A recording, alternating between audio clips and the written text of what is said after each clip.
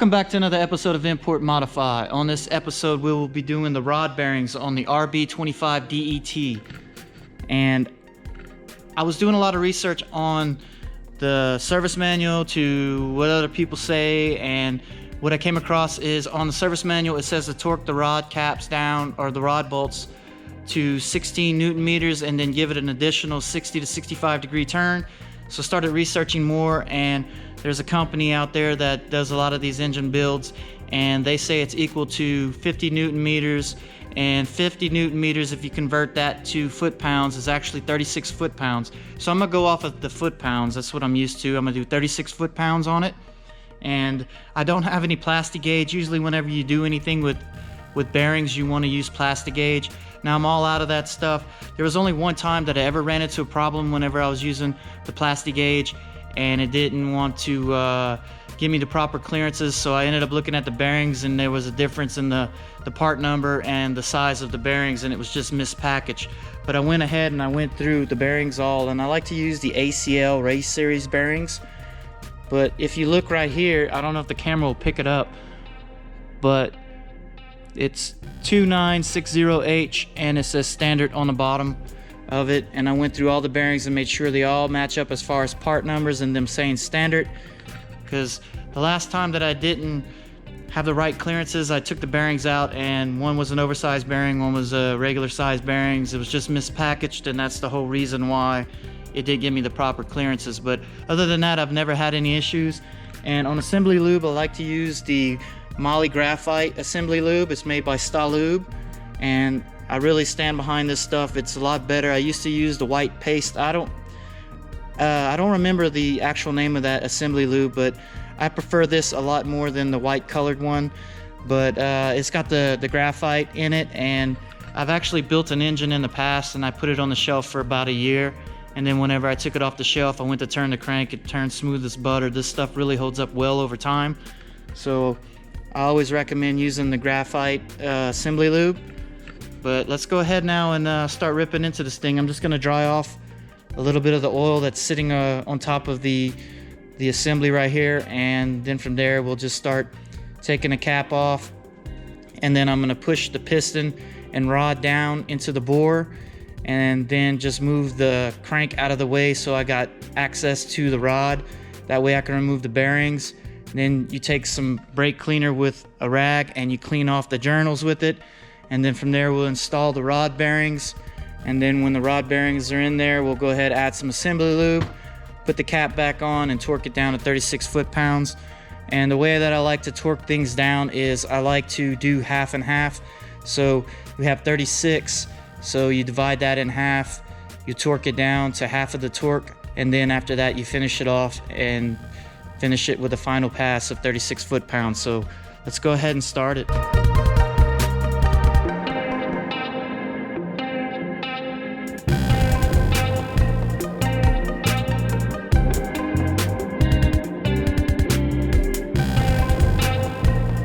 So I got the nuts off of the caps, and I don't know if you guys can see it in there, but you have markings right here on the upper rod and then the cap. And you want to make sure that those markings stay that way, so you need to pay attention to the orientation of the caps. And what I do is whenever I take the nuts off, I go ahead and I rotate the crank a little bit back and forth, and that ends up loosening the top, ends up loosening the rod cap from the rod itself. So I just did that, and you got to be very careful whenever you're doing this. It's a very tedious process. So now that I got it separated, I'm going to go ahead and rotate it up, take the cap off, and then from there you want to use the crank while holding the rod to the crank, and you want to rotate it down till it's far enough in the journal to clear the crank, and then rotate the crank back to give you access to the journal so you can remove the rod bearing. So like I said, it's very tedious, time consuming, but just take your time, do it right, install the rod bearings, and then after you got the rod bearings in, that's whenever I put the assembly lube back on. I put the cap back in, rotate it back in the upright position, and then I go ahead and I do the torque. And like I said before, it's 36 foot-pounds is what we're gonna torque it at. So I'll torque it to half of that, and then the second pass I'll do 36 on both sides, and then you know that it's good. So this is how I got it now. I got the crank out of the way and I got the rod pushed to the side.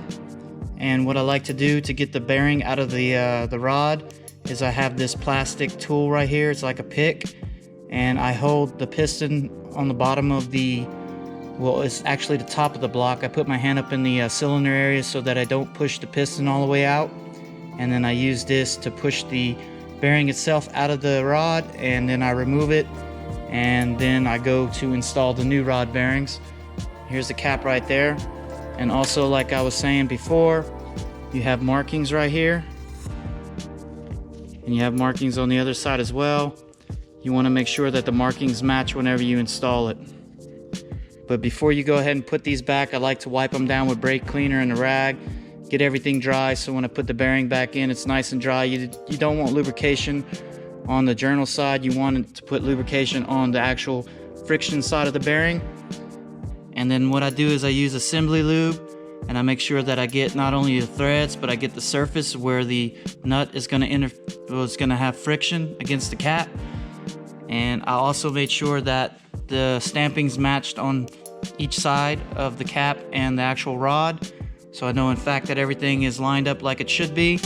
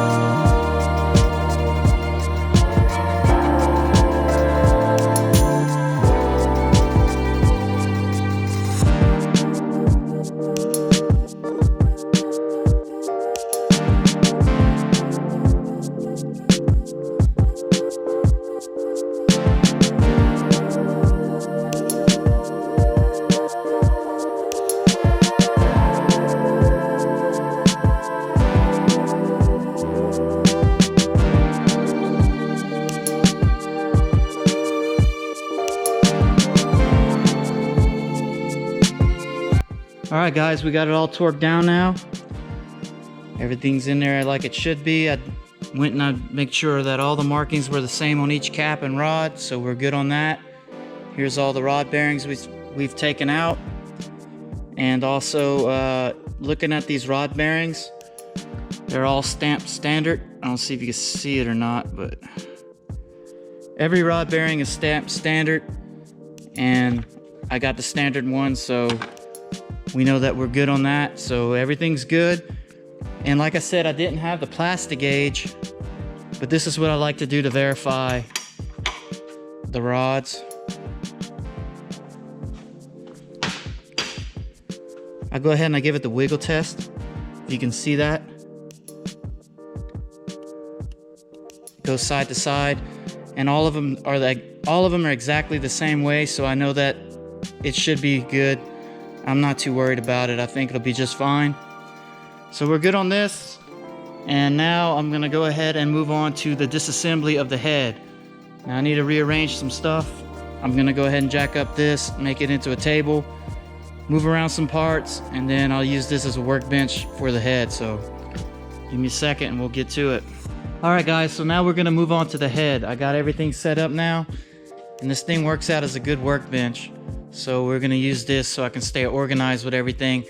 I went ahead and I cut off I cut a box up, and I'm using the boxes as a layout to keep everything organized.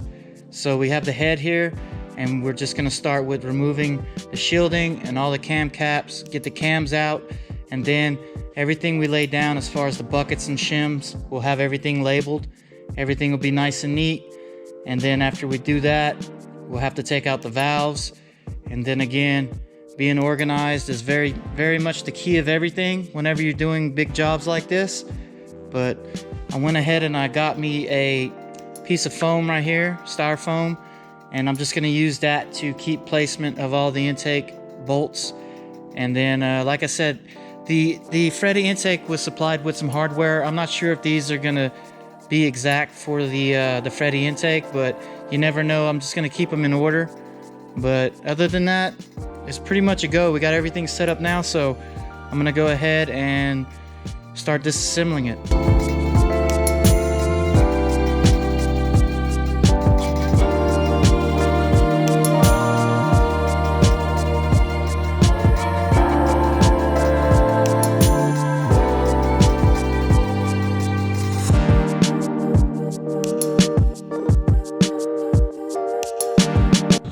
So I got all the bolts out of the intake for the manifold now, and then I'm gonna go now and just loosen these a little bit from the outside in evenly, and the same on the other side, and just gradually keep backing it out so that the spring pressure on the valves will lift it off evenly. And then we'll take off all the caps, keeping track of them on our little mats over here, our little cardboard pieces. And then after that, we'll be removing the buckets. So let's go ahead and do that.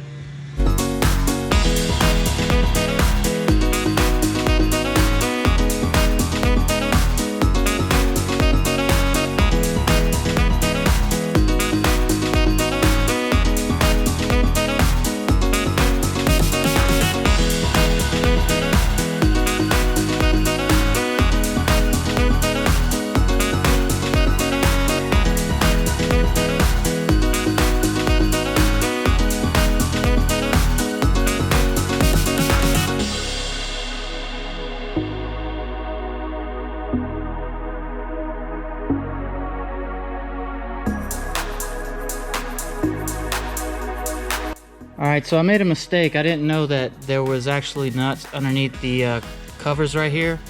So I loosened all the other ones, not knowing that there was nuts underneath there. When I removed the covers, I figured out I did it wrong. So these covers have to come off before you can start loosening them all up.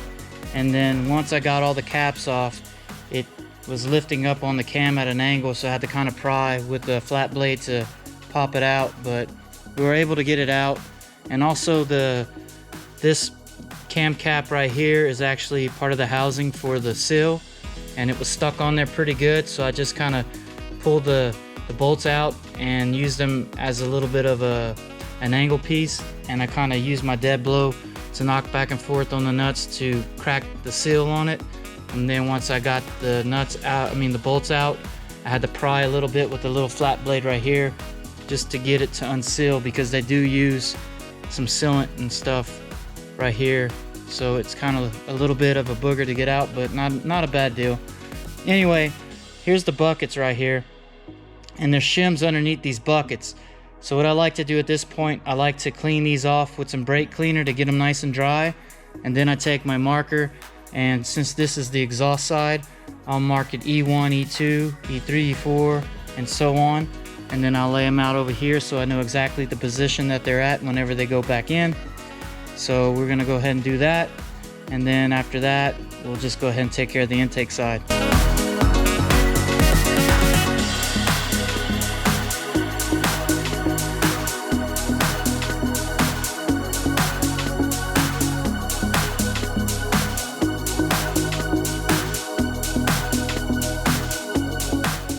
Alright guys, so I got it all out now, and that's what it looks like without the buckets on. Now these buckets, they seem to be hydraulic. Some of them have shims that are just hard set, but these, if you notice that the plunger moves in and out, so that tells me it's hydraulic. But you just got to pay attention to make sure nothing falls out on the bottom of it. And I placed them against the cams like they would be in orientation in the head. So everything right there is organized. I got the caps resting on the cam, and then I got all the buckets against the lobes that go with it.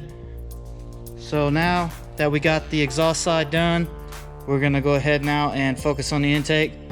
And then after that, we'll have everything exposed, and then it comes time to taking off the valve springs and retainers with the keepers and everything. So let's go ahead and take care of this.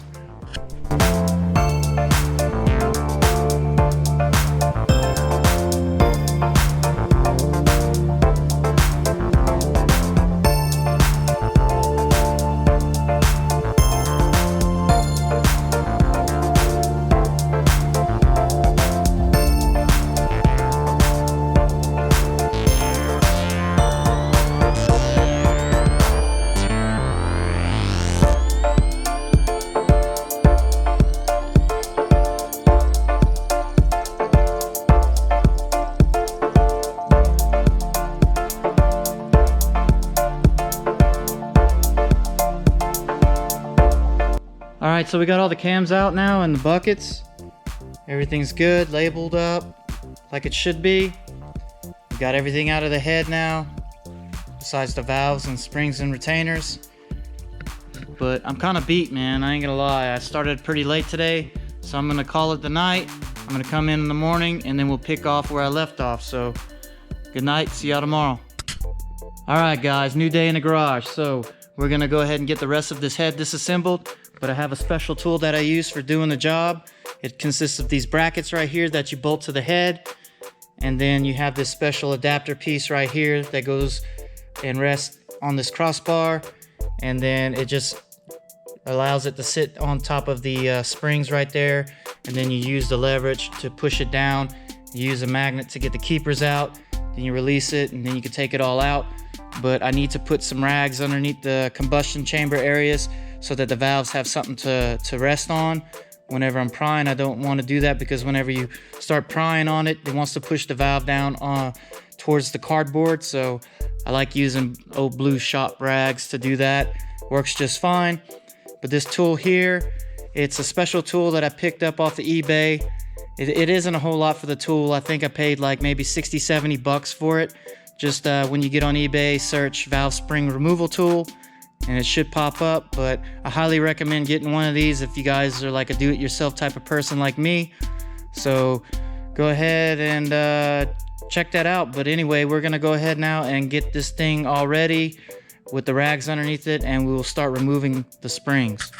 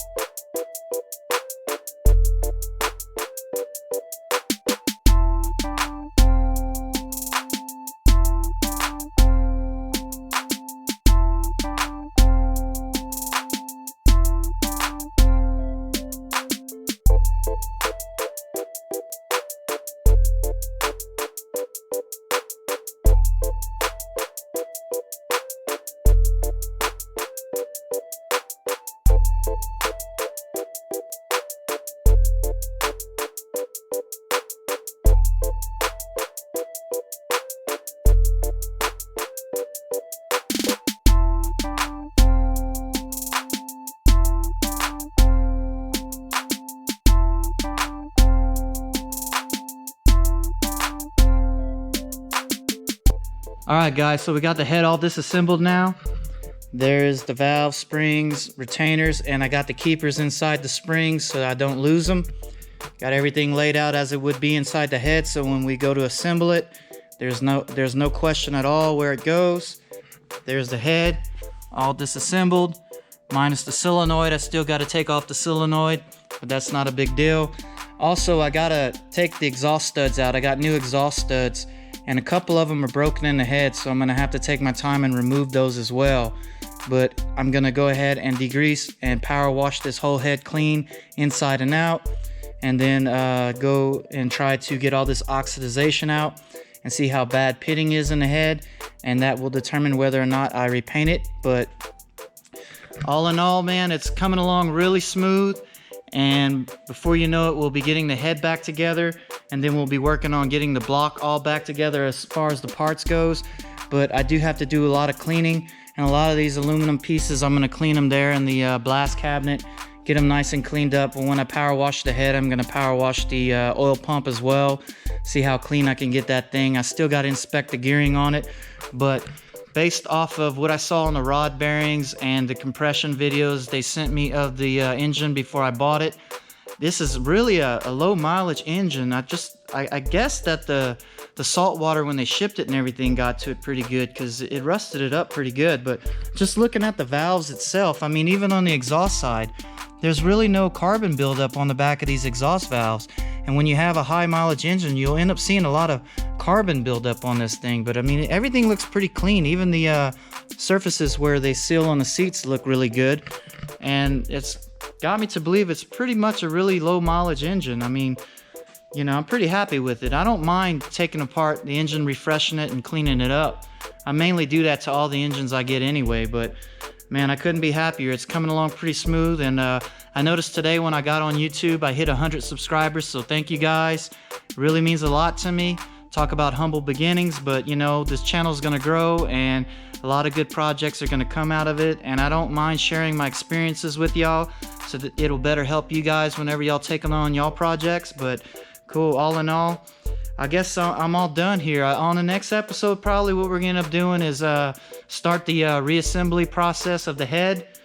But other than that, it's gonna start coming together pretty quick. You guys will see it. But I still got to decide on what color I'm gonna go with on the valve covers. And I've been thinking about red, just to keep it like a red and black and white theme. But I don't know. I also was thinking about maybe painting the valve covers white as well. But then again, white, you know, gets real dirty. So I'm still undecided on it. But I don't know. Go ahead and comment below what color you guys think would go well with the color combination, because it is a white car. So leave a comment, man. What do you guys think?